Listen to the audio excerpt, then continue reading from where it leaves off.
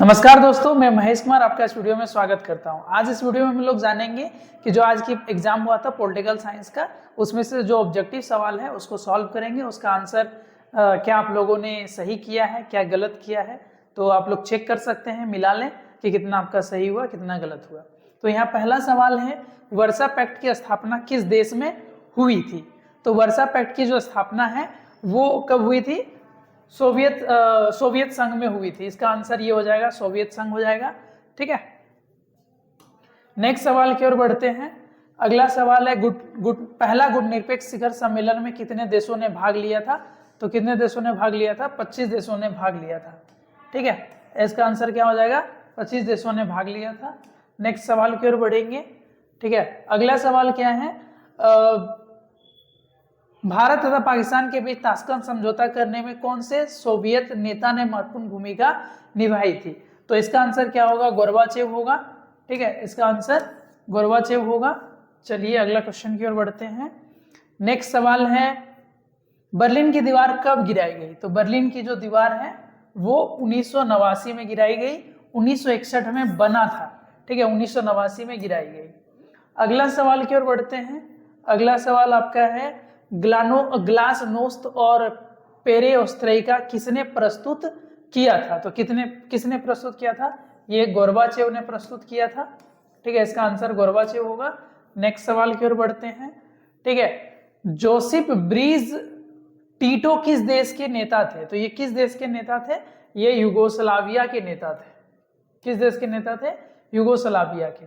ठीक है, अगला सवाल की ओर बढ़ते हैं। अगला सवाल है, यूरोपीय संघ के कौन से देश की सदस्यता समाप्त कर दी गई है? तो इसमें से क्या होगा इसका आंसर? इसका आंसर ब्रिटेन होगा। हाल फिलहाल में ही ब्रिटेन की सदस्यता समाप्त हो गई है। ठीक है, अगला सवाल है, सोवियत संघ और अमेरिका ने परमाणु अप्रसार संधि पर कब हस्ताक्षर किया था? तो कब हस्ताक्षर किया था? इसका आंसर क्या होगा? 1968 साल में सोवियत संघ और अमेरिका ने अप्रसार संधि पर हस्ताक्षर किया था। अगला सवाल है, आसियान के संस्थापक देशों की संख्या कितनी थी? जब आसियान देश की संस्थापना हो रही थी, ठीक है, तो उसमें कितने देशों ने भाग लिया था? तो कितने देशों ने भाग लिया था? 5 देशों ने भाग लिया था। ठीक है, अगला सवाल की ओर बढ़ेंगे। अगला सवाल है, भारत ने अपना पहला परमाणु परीक्षण किया था, तो कब किया था? तो इसका आंसर क्या हो जाएगा? इसका आंसर होगा 1974। ठीक है, 1974 में भारत ने अपना पहला परमाणु परीक्षण किया था। अगला सवाल की ओर बढ़ेंगे। निम्नलिखित में से किसे वीडियो गेम वॉर कहा जाता है? मतलब कौन सा ऐसा वॉर है जिसे वीडियो गेम वॉर कहा जाता है? तो इसका आंसर क्या होगा? इसका आंसर होगा, जो पहला खाड़ी युद्ध था वो आपका वीडियो गेम वॉर कहा जाता है, क्योंकि इस युद्ध को आराम से लोग घरों में देख सकते थे, वीडियो टेलीविजन पर देख सकते थे, इसलिए इसे वीडियो गेम वॉर कहा जाता है। अगला सवाल है, एक मेखला एक मार्ग, एक मेखला एक मार्ग, ये किस देश की नीति है? तो ये नीति चाइना की नीति है। ठीक है, चलिए अगला सवाल की ओर बढ़ते हैं। 1972 का शिमला समझौता किन दो देशों के बीच हुआ था? तो किन दो देशों के बीच हुआ था? ये समझौता भारत और पाकिस्तान के बीच में हुआ था। ठीक है, 1972 में, है ना। चलिए अगला सवाल की ओर बढ़ते हैं। अगला सवाल है, अंतर्राष्ट्रीय न्यायालय कहाँ अवस्थित है? तो अंतर्राष्ट्रीय न्यायालय कहाँ अवस्थित है? तो ये द हैग में अवस्थित है। ठीक है, नेक्स्ट सवाल की ओर बढ़ते हैं। अगला सवाल है, संयुक्त राष्ट्र संघ के बजट में सबसे अधिक किस देश का योगदान होता है? तो इसमें से सबसे ज्यादा योगदान अमेरिका का होता है। ठीक है, किसका होता है? अमेरिका देश का सबसे ज्यादा योगदान होता है। चलिए अगला सवाल की ओर बढ़ते हैं। सोवियत संघ की स्थापना कब हुई थी? तो सोवियत संघ की स्थापना कब हुई थी ये आप लोग जान रहे हैं, 24 अक्टूबर 1945। तो कुल मिलाकर के सवाल बहुत अच्छे ही हैं। ठीक है, एक आध सवाल जो हो सकता है कि आप लोगों को थोड़ा बाहर हो, अलग हो, लेकिन मैक्सिमम सवाल अच्छा ही सवाल है। मेधा पाटेकर का नाम किस आंदोलन से जुड़ा हुआ है? तो ये नर्मदा बचाओ आंदोलन से मेधा पाटेकर का नाम जुड़ा हुआ है। अगला सवाल, पर्यावरण और विकास पर संयुक्त राष्ट्र संघ की रिपोर्ट का क्या शीर्षक है? मतलब ये जो पर्यावरण विकास पर संयुक्त राष्ट्र संघ की जो रिपोर्ट है, उसमें जो रिपोर्ट इसने बनाया है, तो उसका शीर्षक क्या है? तो उसका शीर्षक क्या होगा? हमारा साझा भविष्य। ठीक है। अगला सवाल की ओर बढ़ते हैं। अगले सवाल में अगला सवाल क्या है, बांग्लादेश का निर्माण किस वर्ष हुआ है? तो बांग्लादेश का निर्माण किस वर्ष हुआ है? 1971 में। कब बना? बांग्लादेश 1971 में बना है।